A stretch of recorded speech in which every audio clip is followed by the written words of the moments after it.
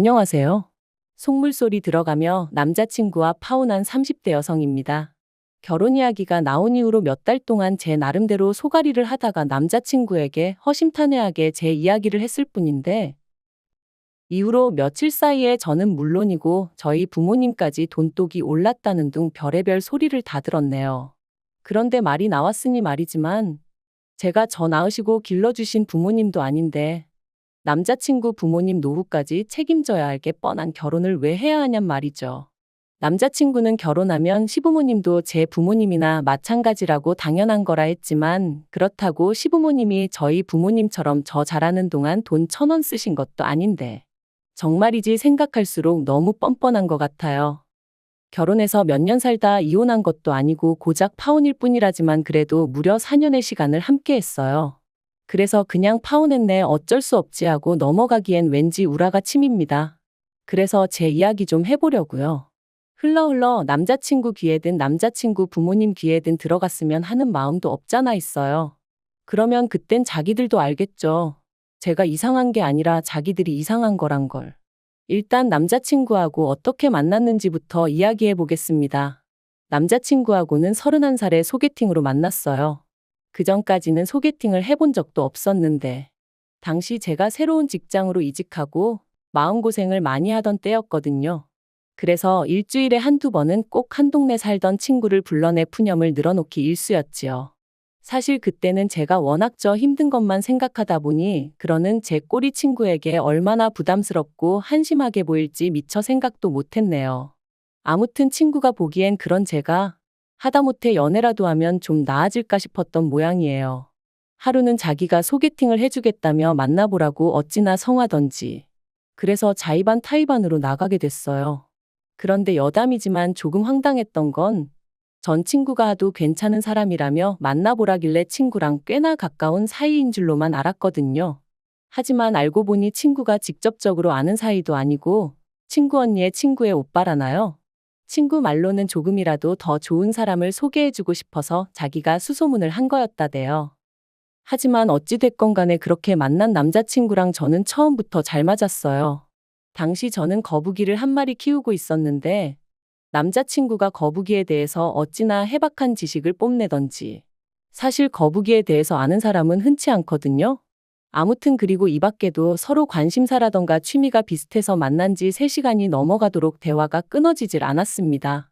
그래서 이 사람이 어쩌면 내 반쪽인가? 말은 안 했지만 첫 만남부터 혼자 온갖 상상을 다 했다니까요. 아무튼 이후로 저희는 몇 번의 만남을 더 가졌고 자연스레 연인 사이로 발전했습니다. 처음부터 결혼까지 생각한 만남은 아니었어도 시간이 흐를수록 결혼을 하게 되면 이 사람이랑 하는 게 시기적으로나 여러 가지 면에서 맞지 않을까 하는 생각도 하게 되었고요. 그리고 그렇게 만으로 꽉 채운 4년의 시간이 흘러가고 있을 때 남자친구가 먼저 결혼 이야기를 꺼내왔어요. 남자친구는 저보다 4살이 더 많았으니 아무래도 저보다 마음이 급했던 거겠죠. 하지만 저는 남자친구를 좋아하는 마음과는 별개로 결혼을 서두르고 싶은 마음은 없었습니다. 저에게는 결혼과 출산은 뗄래야 뗄 수 없는 것이었기에 결혼을 한다는 건 임신과 출산을 한다는 걸 의미했고, 그런 생각을 할 때마다 회사에 돌아왔을 때 내 자리가 있을까 하는 불안감을 떨쳐낼 수가 없었거든요. 하지만 남편은 자기나 저나 1살이라도 젊을 때 결혼해 안정적인 가정을 꾸리는 게 좋다며 애도 너무 늦게 낳으면 애한테나 저희한테나 좋을 게 없다. 이 밖에도 여러 가지 이유로 저를 계속해서 설득하더라고요. 그리고 듣고 있다 보면 솔직히 아주 틀린 말도 아니었죠. 그래서 그래 그럼 하자 그렇게 된 건데. 며칠 뒤 남자친구가 황당한 소리를 하는 거예요. 발단은 제가 우리 결혼에 필요한 예산이라던가 그런 거 계산 좀 해보자고 돈 이야기를 꺼내면서였습니다. 사실 3년을 만났지만 그러는 동안 서로 월급이 얼마나 되는지, 데이트 비용 외 생활비로 얼마 정도 나가고 얼마 정도 모으고 있는지 그런 이야기는 딱히 해본 적이 없었어요. 부모님은 뭐 하시는 분들이신지, 집은 자가인지 전세인지 그런 얘기는 더더욱 해본 적이 없었죠. 애들도 아닌데 그런 이야기도 안 하고 연애를 했냐고 하는 사람들도 있겠지만, 저희는 데이트 비용은 물론이고 돈 때문에 서로 얼굴 붉힐 일이 없었어요. 그리고 서로 말은 안 해도 눈에 보이는 게 있잖아요. 입고 다니는 거 하고 다니는 거. 그래서 적어도 저는 남자친구 사정을 제 나름대로 어느 정도 가늠하고 있었거든요. 지금 생각해보면 그것부터가 실수였지만. 아무튼 그 당시에는 제 눈에 보이는 상황만을 너무 믿기도 했고, 한편으론 아무리 남자친구고 여자친구고 해도 굳이 그런 걸 다 알고 알려주고 해야 할 이유가 있을까 싶었네요. 남자친구는 몇 번이나 말하기를 주저하는 눈치였고, 그럴수록 저는 그냥 넘어갈 수가 없었습니다. 그래서 그러지 말고 솔직히 얘기해달라. 나도 오빠가 재벌집 아들이라곤 생각 안 한다면서 웃었죠. 하지만 남자친구의 대답을 듣고 나니 저는 더 이상 웃을 수만은 없었습니다. 알고 보니 주식에 코인까지 하고 있었던 데다가 혼자 살면서 나가는 생활비, 그리고 저한테 말은 못했는데 저랑 연애하는 동안 보이스피싱도 당했었다는 거예요. 그리고는 한참을 쭈뼛거리더니 한다는 소리가 2천만 원 모았답니다. 참고로 당시 남자친구는 직장 생활 10년 차였거든요. 그래서 더더욱 생각지 못한 액수의 정말이지.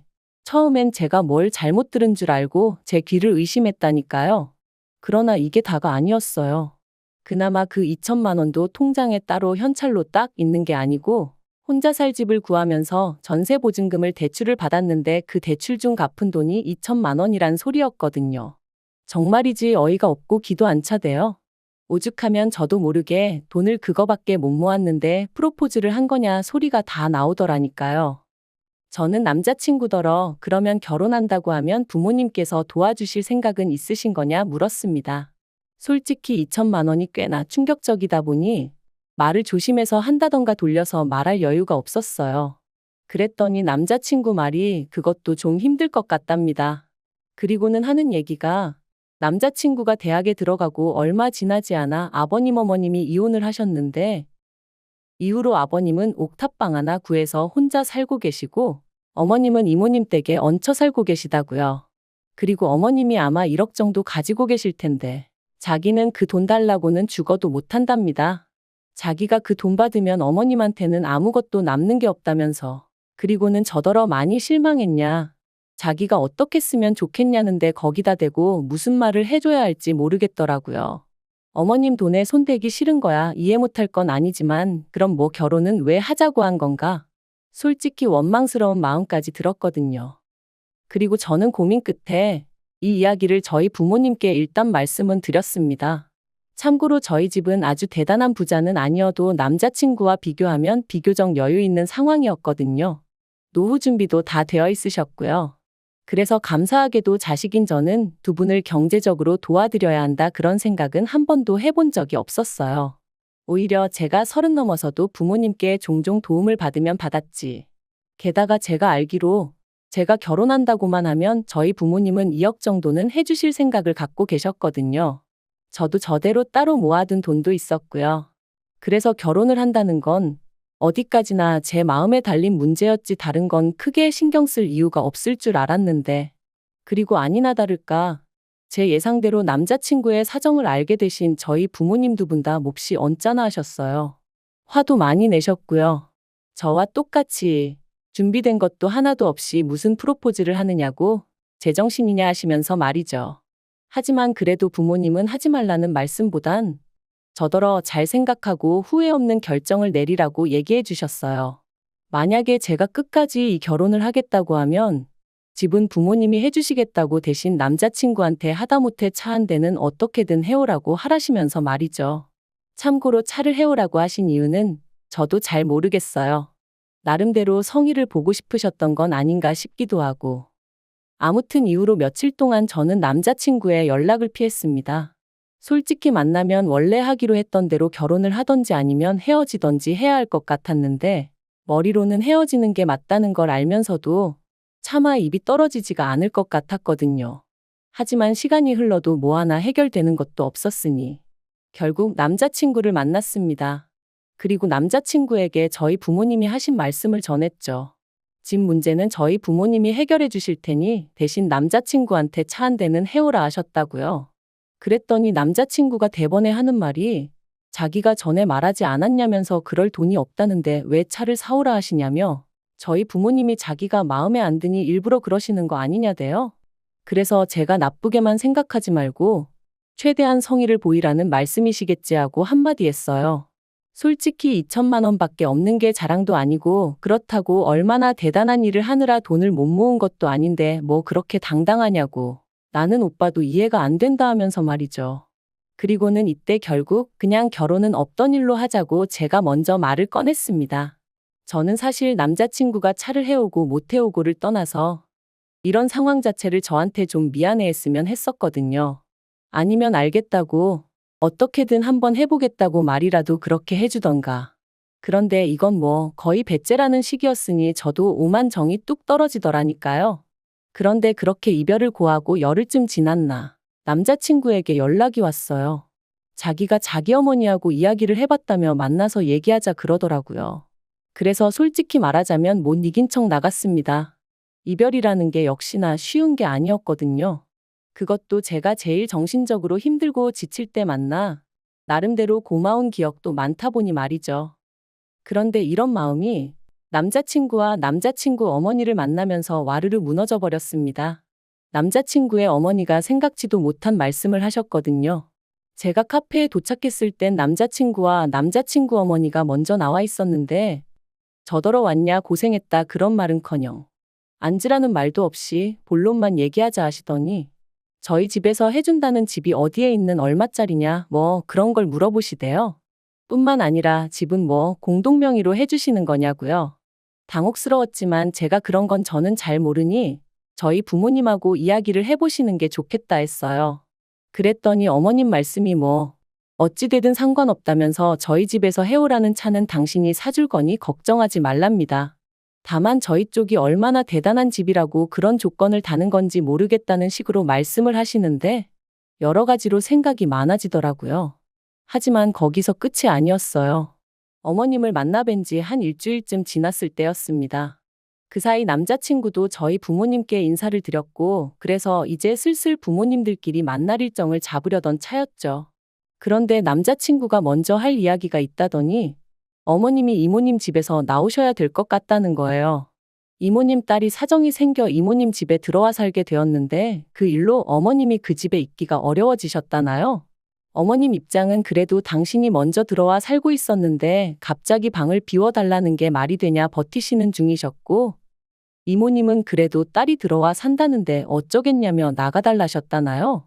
뭐 솔직히 남의 집안일이니 제가 이러쿵저러쿵 할 일은 아니었지만 어쨌든 남자친구 이야기를 들었을 땐 어머님이 오래 계시지는 못하겠구나 싶었죠. 아무튼 그래서 어머님이 난처하시겠네 하니까 남자친구가 한다는 말이 그래서 말인데 신혼집이 준비되는 대로 어머님을 와 계시게 해야겠다는 거예요. 생각지도 못한 남자친구의 말에 얼마나 놀랐는지 몰라요.